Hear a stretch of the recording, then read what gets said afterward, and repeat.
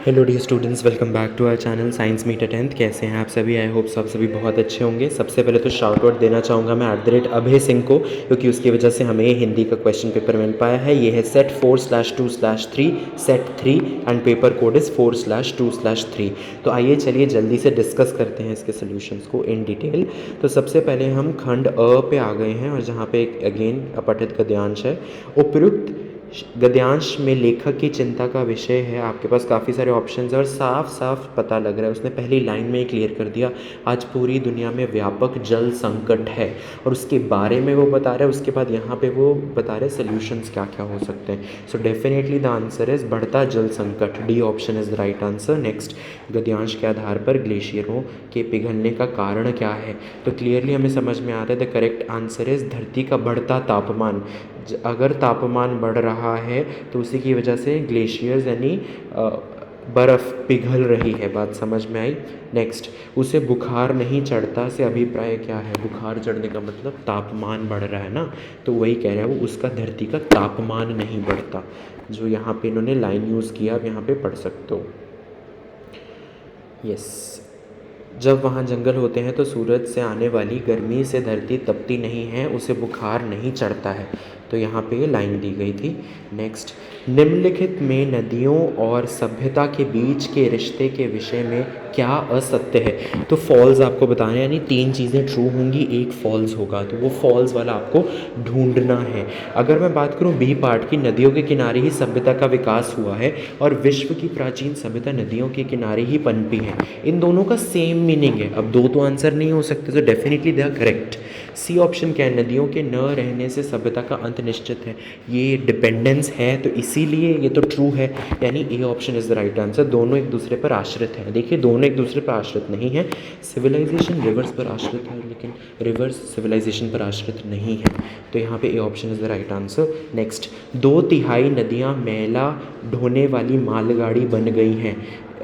पंक्ति का आशय क्या है? तो इसका मतलब ये है कि मालगाड़ी मतलब ट्रेन, ढोने वाली मतलब कैरी करने वाली, मैला, नदियाँ मैला मतलब गार्बेज, तो यानी ये नदियाँ शहरी कचरा ढो रही हैं। C option is the right answer. Next एक और अपठित गद्यांश है, जल्दी से इसको देखते हैं।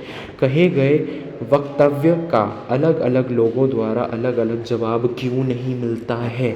सो इसका करेक्ट आंसर है, आई नो ऑप्शंस काफ़ी साथ साथ हैं, but according to me the correct answer should be कही गई बात का महत्व न जानने के कारण। क्यों मैं ये कह रहा हूँ? क्योंकि यहाँ पे आप ध्यान से देखो, सुनना बहुत कठिन बात है, क्योंकि सुनने की कला वास्तव में कभी सिखाई नहीं जाती। बोलने की कला को तो बड़ा प्रशिक्षण दिए जाते हैं, मगर यदि सुनने वाले सही ना हो तो अर्थ का अनर्थ हो जाता है। आप महत्व नहीं जान पाते किसी बात का तो आप अलग अलग मीनिंग्स उसके निकालोगे अपने हिसाब से। So according to me it should be D. Next, गद्यांश के आधार पर लोगों के बीच विवाद का कारण क्या है? आपको बहुत सारे ऑप्शन दिए गए हैं, बट इसका correct answer is option number A, कही गई बात का अर्थ ना समझ पाना। आप अर्थ नहीं समझ पाते तो आप अपने हिसाब से अलग अलग परसेप्शंस, पर्सपेक्टिव्स लाते हो और उसकी वजह से डिबेट, विवाद मतलब डिबेट होना, तो वो होते हैं। नेक्स्ट, शिष्य द्वारा बुद्ध से क्या पूछा गया? तो हम यहाँ पे देख लेते हैं। फर्स्ट लाइन में उसने ये पूछा गया, इसीलिए आपस में विवाद होते हैं। बुद्ध ने एक बार उनके शिष्य ने बुद्ध से एक बार उनके शिष्य ने पूछा, क्या हम वही सुन पाते हैं जो आप बोलते हैं? जब मैं दूसरों से बात करता हूँ तो पता चलता है कि उन्होंने कुछ और सुना जबकि मैंने कुछ और। तो इसका करेक्ट आंसर क्या हो जाएगा? कही गई एक बात के बिन अर्थ ग्रहण करने का कारण। ठीक है, तो यहाँ पे से यही पूछा गया कि कही गई एक ही बात के भिन्न अर्थ ग्रहण करने का कारण क्या है? अलग अलग क्यों लोग ले लेते हैं मीनिंग्स? ठीक है, तो D option is the right answer. Fourth, गृहस्थ की चिंता का कारण क्या था? गृहस्थ मतलब हाउस होल्ड लेडी जो थी, तो वो था वाहन के न मिलने की आशंका। B option is the right answer. और यहाँ पे आप पढ़ भी सकते हो, उसमें क्लियरली मैंशनड है कि एक चोर है और एक गृहस्थ। गृहस्थ को कोई और टेंशन है, चोर को कोई और टेंशन है, और बुद्ध को अलग मीनिंग समझ में आएंगे, मॉन्क्स को, वैसे बुद्धिस्ट मॉन्क्स को अलग मीनिंग समझ में आएगा। सो वही सब बताया। सुनने के लिए आवश्यकता क्या है? तो इसमें जो करेक्ट आंसर हो जाएगा वो है मन के शांत और स्वीकार भाव में होने का। ये तो डायरेक्टली दी ही गई है लाइन, मन का शांत और ये देखिए, सुनने के लिए आपका मन शांत और स्वीकार भाव में होना चाहिए। तो यहाँ तो डायरेक्ट, ये तो definitely the answer is D option. अब आ जाते हैं ग्रामर पे। तीनों भाई हरिहर काका के पाँव पकड़कर रोने लगे, रेखांकित पदबंध का भेद है। पकड़ के रोने लगना, holding and crying, it is क्रिया, क्रिया पदबंध। नेक्स्ट, निम्नलिखित में से क्रिया विशेषण पदबंध का उदाहरण क्या है? काफ़ी देर तक हरिहर काका एकांत में मुझसे यहाँ देर तक बात की। तो देखिए बात करना, ठीक है, इस क्रिया, देर तक इस विशेषण, सो देर तक बात की। So according to me D should be the right answer. Next third, लोग अपने दालान और मकानों की छतों पर, दालान और मकान इट इज संज्ञा, संज्ञा पदबंध, ठीक है। नेक्स्ट, जाल में फंसी चिड़िया पकड़ से बाहर हो गई थी, इस वाक्य में विशेषण पदबंध क्या होना चाहिए? देखिए बहुत क्लियर है, पकड़ से बाहर हो गई थी, out of control, so D option is the right answer इसके अंदर। नेक्स्ट, महंत की चिकनी चुपड़ी बातों में के भीतर की सच्चाई भी अब वह जान गए थे, इस वाक्य में संज्ञा पदबंध क्या है? तो बहुत आसान है, महंत की चिकनी चुपड़ी बातें, जो प्रीस्ट था उसकी talks, so that is a संज्ञा, अ नाउन, ओके। नेक्स्ट, अब यहाँ रचना के आधार पर वाक्य भी बहुत इजी क्वेश्चन अगेन, निम्नलिखित में से उपयुक्त सरल वाक्य आपको छांटना है। अगर मैं बात करूँ ये बी ऑप्शन की, जब तब, तो ये भी नहीं हो सकता, जब तो आ गया इसमें, इसलिए नहीं हो सकता, और आगे इसमें ये भी नहीं हो सकता, तो डेफिनेटली हरिहर ने देर तक अपने बयान दर्ज कराए, ये ऑप्शन हो जाएगा इसका आंसर। नेक्स्ट, वह अभी इतना बड़ा नहीं हुआ था कि झूठ और सच के किस्से में पड़ता, रचना के आधार पर वाक्य भेद आपको इसके अंदर बताना है। तो ये भी बहुत ईजी है, कि आ गया तो यानी मिश्र वाक्य हो गया ये। नेक्स्ट, यहाँ पे आपको मैच करना है, ये भी बहुत आसान है, और संयुक्त है, तो डेफिनेटली सेकंड का तो फर्स्ट होना चाहिए, और एक ही ऑप्शन में सेकंड का फर्स्ट दिख रहा है, यानी B option is the right answer. बाकी भी देख लो, फर्स्ट का थर्ड है, इफ़न की दादी नमाज रोज़े की पाबंद थी, सो इट इज़ सरल वाक्य, और इफ़न की जो दादी थी वह नमाज रोज़े की पाबंद थी, तो जो वह, तो ये हो जाएगा आपका मिश्र वाक्य। चलिए नेक्स्ट चलते हैं, इसमें से आपको मिश्र वाक्य ढूंढना है, तो ये भी बहुत ही आसान क्वेश्चन हो जाएगा आपके लिए। देखिए अगर मैं यहाँ, और ये तो संयुक्त हो गया है ना, अब देखो, जब बेटी की शादी का दिन आया तो, जब तो ये हो जाएगा आपका मिश्र वाक्य।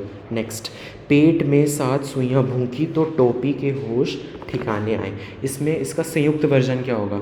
आपको बनाने की ज़रूरत नहीं है, ऑप्शंस में से ढूंढ लो, जैसे ही और आपको दिखा, सो डेफिनेटली इट इज़ संयुक्त।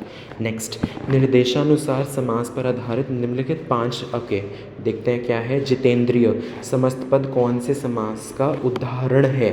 ठीक है, जितेंद्रिय, तो यहाँ पे हो जाएगा आपका बहुव्रीहि समास, बहुव्रीहि समास, जितेंद्रिय, ठीक है।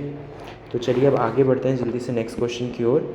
लोकप्रिय समस्त पद का विग्रह क्या होना चाहिए? लोकप्रिय समस्त पद का विग्रह क्या होना चाहिए? तो इसमें ऑप्शन है लोक पर प्रिय, लोक में प्रिय, लोक से प्रिय, या लोक है जो प्रिय, तो इसका आंसर है लोक में प्रिय तत्पुरुष समास, तो लोक में प्रिय होना चाहिए इसका आंसर। चलिए आगे बढ़ते हैं। निम्नलिखित में से, ओके अब आपको इसके अंदर बताना है, मैच ही करना है बेसिकली। सो विचार में मग्न हो जाएगा तत्पुरुष समास, तो फर्स्ट का फर्स्ट होना चाहिए। देखिए एक ही ऑप्शन में हमें दिख रहा है, तो D option is the right answer, यानी नीली है जो गाय, ये हो जाएगा आपका कर्मधारय समास। लव और खुश हो जाएगा आपका द्वंद्व समास, और 5 है आनंद जिसके, ये हो जाएगा आपका बहुव्रीहि समास। क्या बात समझ में आई? तो चलिए अब हम आई होप सो, यहाँ पे कौन सा ऑप्शन करेक्ट हो जाएगा? यहाँ पे करेक्ट हो जाएगा डी ऑप्शन, यस। और अगर मैं बात करूँ यहाँ पर जितेंद्रिय की, तो यहाँ पे गौतम बुद्ध की बात की जा रही है, इसलिए बहुव्रीहि समास था ये। नेक्स्ट, 10 कंध समस्त पद के लिए सही समास विग्रह, देखिए बहुत इजी है, 10 है कंधे जिसके रावण, तो वो हो जाएगा बहुव्रीहि समास, तो 10 है कंधे जिसके आपको करना था बहुव्रीहि समास। निम्नलिखित में से तत्पुरुष समास का उदाहरण छांट कर लिखिए, तो ये तो बहुत ही आसान क्वेश्चन है आपका, इसका हो जाएगा प्रसंगानुकूल, प्रसंगानुकूल, ठीक है। चलिए अब मुहावरों पे आ जाते हैं, तो आपको इसके अंदर सही मेल वाला विकल्प चुनना है, तो बहुत ईजी है। चक्कर खाना मतलब बेहोश हो जाना, so D option is the right answer. Next, लड़ाई के लिए तैयार रहने का अर्थ का मतलब उसके लिए मुहावरा कौन सा आप यूज़ करोगे? तलवार खींचना।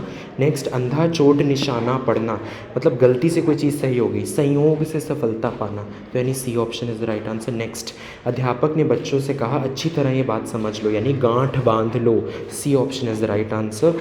नेक्स्ट, प्रथम प्रयास में ही सिविल परीक्षा उत्तीर्ण होने से रामू के फूले नहीं समाये, मतलब वो बहुत अत्यंत प्रसन्न हो गया। पाँव ज़मीन पर ना पड़ना है, अहंकार आ जाना, वो तो नहीं आया होगा ऑब्वियसली फर्स्ट अटेम्प्ट में, फूले ना समाना बेटर है। प्राणों की परवाह ना करना अर्थ के लिए उचित मुहावरा क्या होना चाहिए? सिर पर कफन बांधना, तो वो कहते हैं ना मिलिट्री आर्मी जो है हमारी, तो वो प्राणों की परवाह नहीं करती, यानी सिर पर हर टाइम कफन बांध के रखती है, धरती के लिए मर मिट जाती है, ठीक है।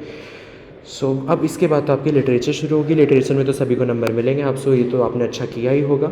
With this I and this video. And yes, मैं आपको पहले बता दूं, जिन जिन को डाउट है सही गलत का, this is a science channel, इस चैनल का नाम है साइंस मीटर 10th, ठीक है।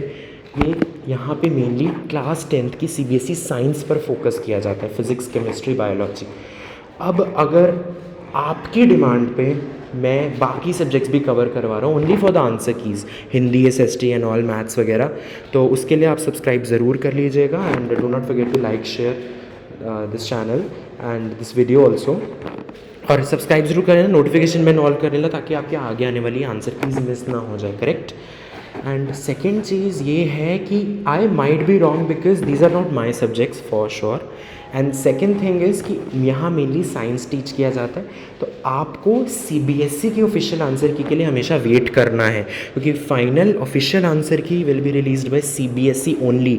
कोई आपको कहेगी ऑफिशियल आंसर की है, ऐसा हो ही नहीं सकता। ऑफिशियल आंसर की सिर्फ CBSE ही रिलीज़ करेगी, वो जब आएगी तो उसकी ऑफिशियल वेबसाइट पे cbse.nic.in, उसी पे जाके आपको देखना है। लेकिन अभी नहीं आएगी, अभी तो आपके एग्ज़ाम्स ही ख़त्म नहीं हुए, फिर तो 1 महीना चेकिंग के बाद जाके कहीं वो आएगी, अभी तो बहुत टाइम है। Don't worry, I let you know जैसी वो रिलीज़ होती है। सो या अब ज़्यादा टेंशन मत लीजिए, all the very best and do well for your English upcoming exams and all, English वगैरह जो भी आ रहा है आपका, all the best. I know you are looking to rock in the board exams. Take care and don't take stress, सबका बहुत अच्छे नंबर मिलेंगे, सबका बहुत अच्छा जाएगा, डोंट वरी। Thank you.